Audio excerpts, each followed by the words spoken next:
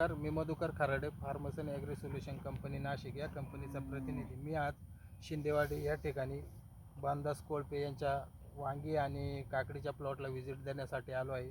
मी या 10 दिवसापूर्वी एकदा या प्लॉटला व्हिजिट देण्यासाठी आलो होतो. तर त्यावेळेसची परिस्थिती काय होती आणि आज जी परिस्थिती आहे ती आपण स्वतः शेठच्या तोंडून आहे का. शेठ, आपलं नाव सांगा. माझे नाव नारायण सत्तू कोळपे, राहणार शिंदेवाडी. शेठ, मी ज्यावेळेस 10 दिवसापूर्वी तुम्ही मला इथे बोलावलं होतं त्यावेळेस बागाची परिस्थिती काय होती?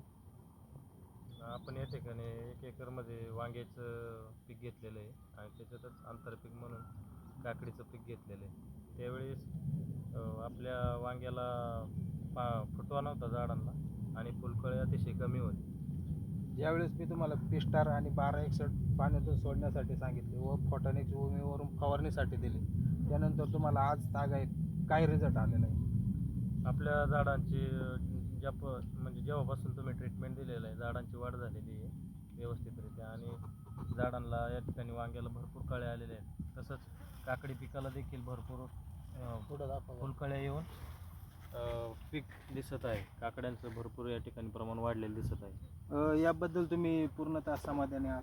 हो, भरपूर. तुम्ही बाकीच्या शेतकऱ्यांना काय सल्ला द्याल या प्रॉडक्टबद्दल? बाकीच्या शेतकऱ्यांना हेच सांगेल की पेस्टार हे प्रॉडक्ट अतिशय छान असून शेतकऱ्यांनी याचा वापर केला पाहिजे. चालेल, थँक्यू.